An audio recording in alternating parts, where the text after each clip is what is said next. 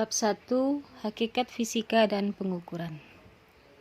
Kompetensi dasar 3.1 menerapkan hakikat ilmu fisika, metode ilmiah dan keselamatan kerja di laboratorium, serta peran fisika dalam kehidupan. 3.2 menerapkan prinsip-prinsip pengukuran, besaran fisis, ketepatan, ketelitian, dan angka penting, serta notasi ilmiah. 4.1 membuat prosedur kerja ilmiah dan keselamatan kerja, misalnya pada pengukuran kalor. 4.2 menyajikan hasil pengukuran besaran fisis berikut ketelitiannya dengan menggunakan peralatan dan teknik yang tepat, serta mengikuti kaidah angka penting untuk suatu penyelidikan ilmiah.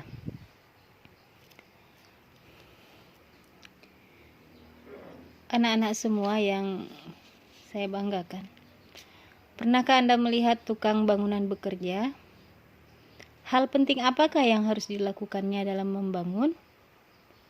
Salah satunya adalah pengukuran.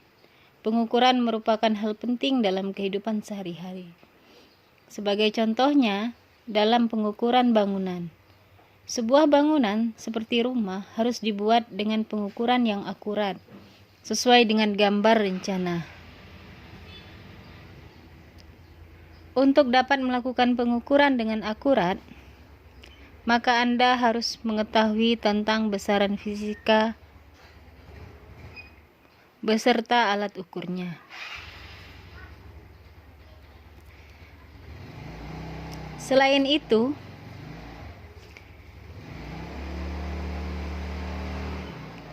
Anda harus mengetahui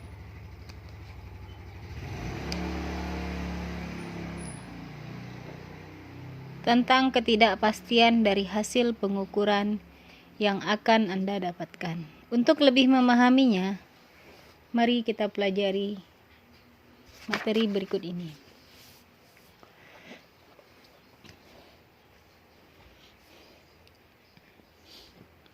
Manusia adalah makhluk ciptaan Tuhan yang paling sempurna di muka bumi.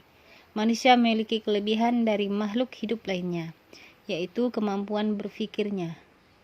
Adanya kemampuan berpikir dapat menghasilkan berbagai ilmu pengetahuan. Dengan adanya berbagai ilmu pengetahuan itulah manusia dapat memanfaatkan alam sekitarnya dalam rangka memenuhi kebutuhan hidupnya. Hal ini dapat dibuktikan dengan adanya berbagai penemuan peralatan dan teknologi seperti satelit komunikasi. Fisika merupakan salah satu dari ilmu pengetahuan, khususnya ilmu alam atau sains. Anda mulai dikenalkan terhadap mata pelajaran ini saat Anda mulai masuk SMA, seperti saat ini. Namun sebenarnya Anda telah mengenal konsep-konsep dasar fisika di SMP, yaitu saat Anda belajar IPA. Khusus materi yang berkaitan dengan bab ini, yaitu tentang pengukuran yang terkait dengan besaran dan satuan. Materi-materi itu akan dipelajari lebih mendalam lagi di bab ini. Sebelum Anda mempelajari konsep-konsep fisika lebih lanjut, tahukah Anda apakah fisika dan hakikatnya? Bagaimanakah hubungan fisika dengan ilmu-ilmu lainnya? Bagaimanakah tahapan metode ilmiah? Bagaimanakah keselamatan kerja di laboratorium? Apakah pengukuran dalam fisika itu?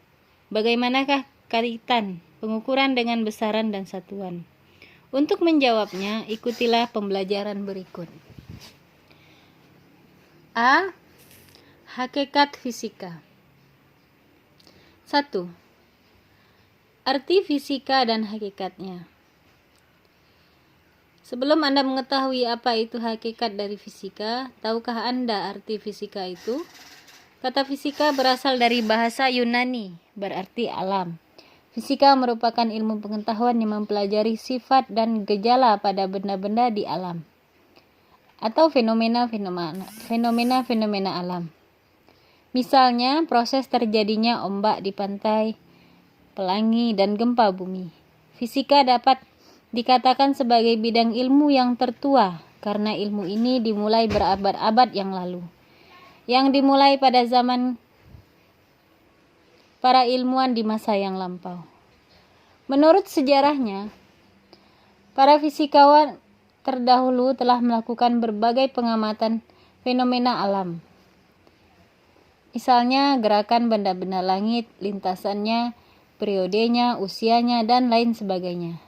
Dan berusaha menemukan pola dan prinsip yang menghubungkan fenomena-fenomena ini. Fisika merupakan salah satu cabang IPA yang mendasari perkembangan teknologi maju dan konsep hidup harmonis dengan alam. Oleh sebab itu, hakikat fisika dapat ditinjau sebagai hakikat IPA atau sains.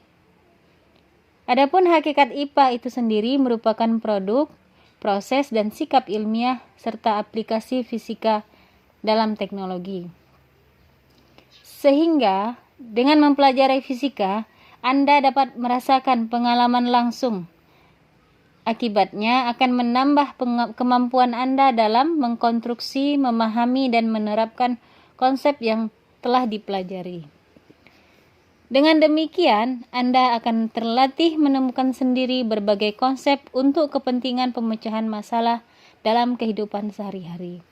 Proses menemukan berbagai konsep sangat diperlukan sikap ilmiah, sehingga melalui pembelajaran fisika, Anda memahami pula aplikasinya dalam kehidupan sehari-hari. 2.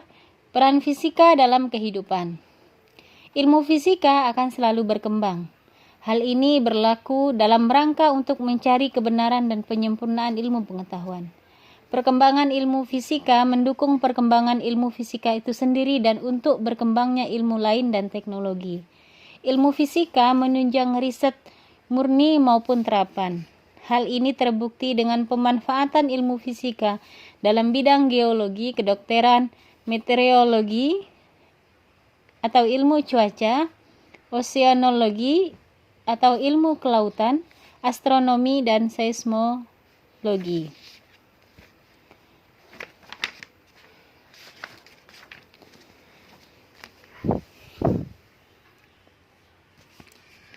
Tahukah Anda bahwa mempelajari fisika mempunyai banyak manfaat?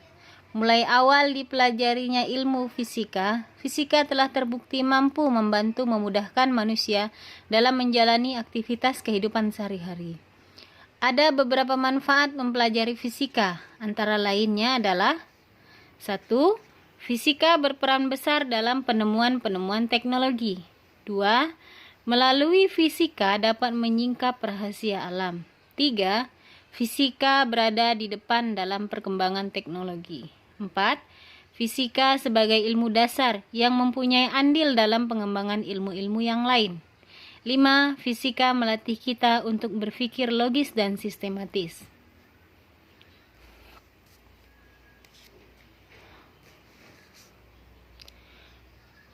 Poin pertama, misalnya contohnya untuk yang poin pertama, fisika berperan besar dalam penemuan-penemuan teknologi. Misalnya tadi di bidang kedokteran ada alat namanya MRI ya. Kemudian di bidang meteorologi nama alatnya seismograf misalnya. Kemudian di bidang astronomi ada alatnya teropong bintang yang bisa kita lihat di Jawa Barat, teropong bintang Bosca. Selanjutnya yang kedua, melalui fisika dapat menyingkap rahasia alam. Misalnya dalam fisika itu ada konsep kecepatan cahaya.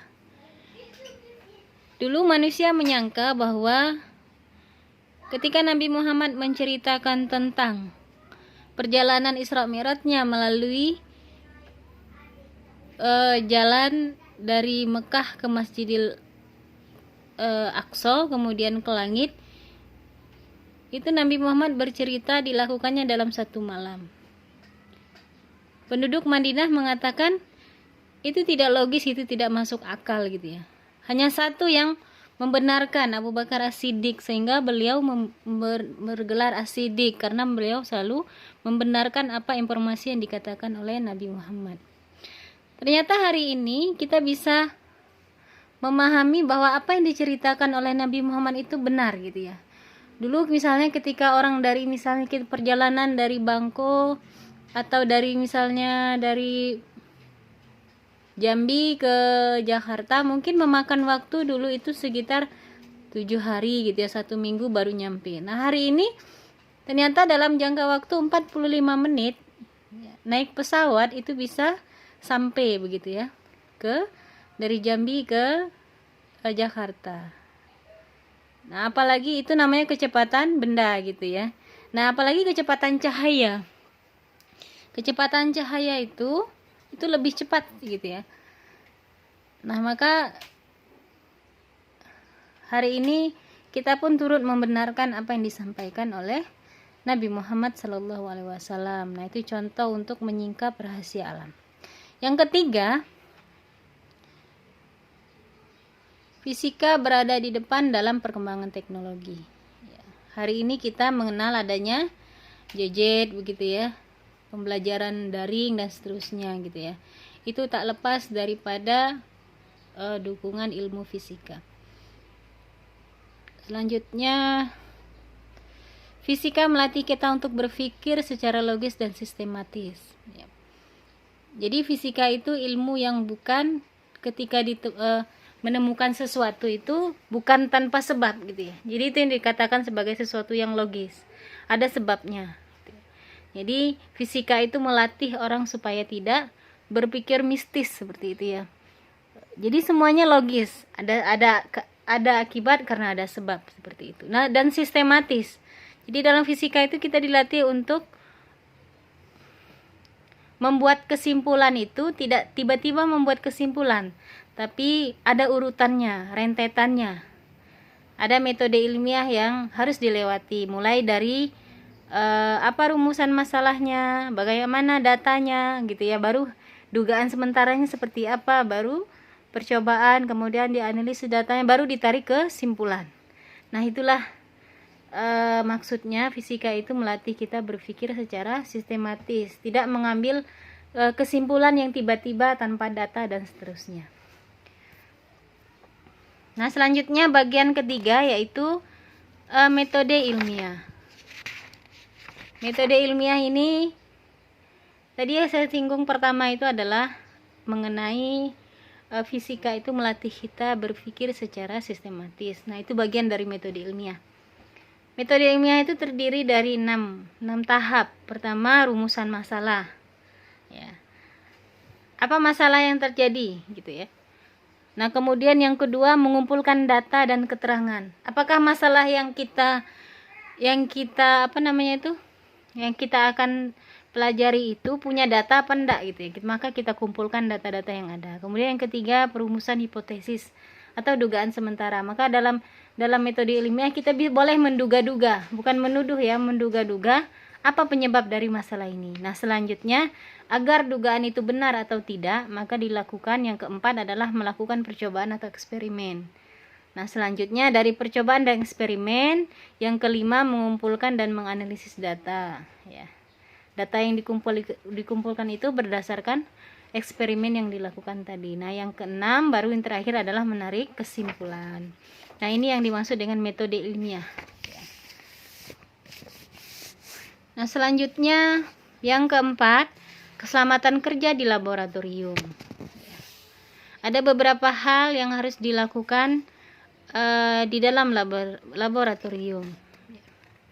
Kita tahu di laboratorium itu salah satu hal pokok yang pasti ada di laboratorium itu adalah sumber arus atau listrik gitu ya. Maka kalau kita salah-salah dalam berhadapan dengan sumber arus, maka kita akan menyebabkan kecelakaan seperti itu ya.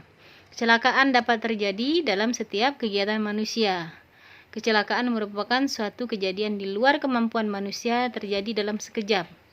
Maka oleh sebab itu, dalam fisika diajarkan bagaimana keselamatan kerja di laboratorium. Ada 4 hal. Yang pertama, tanamkan sikap hati-hati dan teliti dalam melakukan setiap percobaan. Yang kedua, berhati-hati dalam menggunakan sumber arus listrik. Pastikan kabel sudah terisolasi dengan benar. Pegang stekernya dengan benar ketika Anda menghubungkannya pada stop kontak. Yang ketiga, berhati-hati dalam menggunakan pemanas seperti bunsen. Jauhkan bahan-bahan yang mudah terbakar dari pemanas seperti kertas dan kayu. Selain itu, saat pemanas dan bunsen dinyalakan, gunakan kacamata pelindung. Jika Anda telah selesai melakukan percobaan, matikan api. Keempat, berhati-hati dalam menggunakan alat-alat dan bahan yang terbuat dari gelas dan kaca, seperti gelas ukur gitu ya.